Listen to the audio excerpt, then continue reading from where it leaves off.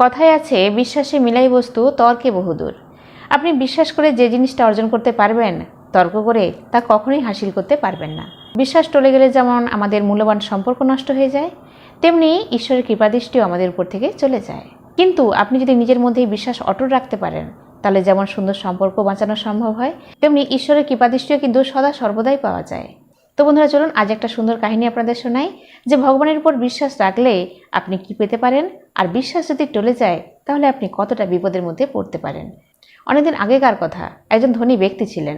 তিনি যেমন প্রকৃতিপ্রেমিক ছিলেন, তেমনি বেড়াতে খুবই ভালোবাসতেন। তিনি নিজের জন্য একটা নৌকো তৈরি করলেন, আর সেই নৌকো নিয়ে নিজেই নদীতে বেরিয়ে পড়লেন। নদীর জল আর তার চারপাশের সুন্দর প্রাকৃতিক দৃশ্য তাকে আকর্ষিত করলো, আর সেই মোহে আকর্ষিত হয়ে সে চলতে লাগলো। সময়ের কোনো জ্ঞানই রইল না। কিন্তু একটা সময় তার মনে হলো যে সন্ধে নেমে এসেছে, এবার তার ফিরে যাওয়া উচিত।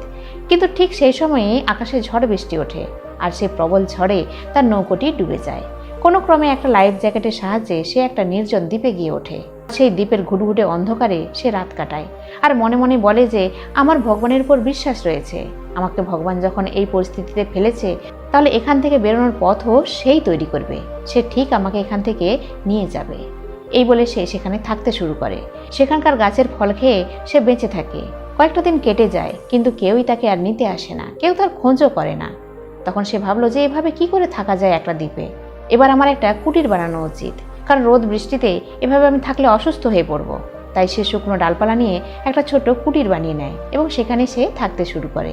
এভাবে কয়েকটা মাস কেটে যায়, কেউ তার খোঁজ করে না, আর কেউ তাকে নিতেও আসে না। তখন তার মনে সেই বিশ্বাস একটু একটু করে সরতে শুরু করে।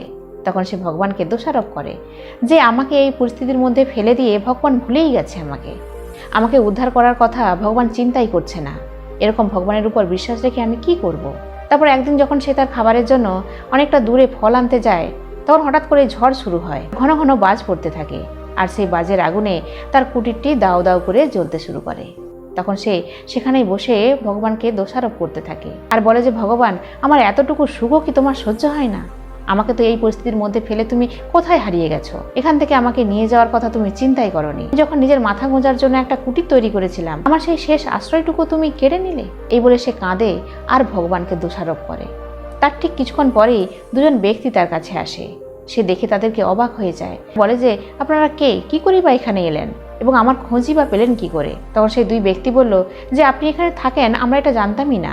আমরা এখান দিয়ে পার হচ্ছিলাম, কিন্তু হঠাৎই দেখলাম যে আগুনের ধোঁয়া উপরের দিকে উঠছে। তখন আমাদের মনে হলো যে এখানে নিশ্চয়ই কেউ রয়েছে, কিছু তো নিশ্চয়ই ঘটেছে, তাই আমরা দেখার জন্য এখানে চলে এসেছি। তো আমরা যখন এসে পড়েছি, আমাদের সঙ্গে নৌকো আছে, চলো তোমাকে আমরা ফিরিয়ে নিয়ে যাই। তখন সেই ব্যক্তি হাঁটু মুড়ে বসে পড়ল, আর জোড়হাত করে ভগবানের কাছে ক্ষমা চাইল। বলল যে আমার মনের অটুট বিশ্বাস আমি রাখতে পারিনি। আমার কঠিন সময়ে, আমার বিপদের দিনেই আমি আমার বিশ্বাস হারিয়ে ফেলেছি, তো তুমি সর্বদা আমাকে সবসময় রক্ষা করেছো। সত্যি, আর যদি আমার এই কুটিরটায় আগুন না ধরে যেত, এই ধোঁয়া যদি ওরা না দেখতে পেত, আমি কোনোদিনও হয়তো এখান থেকে বেরোতেই পারতাম না। তো ভগবান, তুমি আমাকে রক্ষা করেছো, আমার বেরিয়ে যাওয়ার পথ তুমিই তৈরি করে দিয়েছো, তাই তোমাকে শত কোটি নমস্কার। এই বলে সেই ব্যক্তি ওই দুজনের সাথে সেখান থেকে চলে যায়। তো বন্ধুরা, বিশ্বাস হচ্ছে এমন এক অমূল্য সম্পদ আমাদের, যা আপনি রাখতে পারলে অনেক কিছু পাবেন, আর যদি হারিয়ে ফেলেন তাহলে কিন্তু আপনি সব কিছু হারিয়ে ফেলবেন, সেটা মানুষের উপর হোক বা ঈশ্বরের উপর।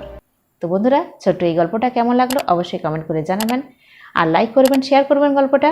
আবার নিয়ে আসবো অন্য কোনো গল্প, অন্য কোনো মোটিভেশন। আজকে আসি, টাটা।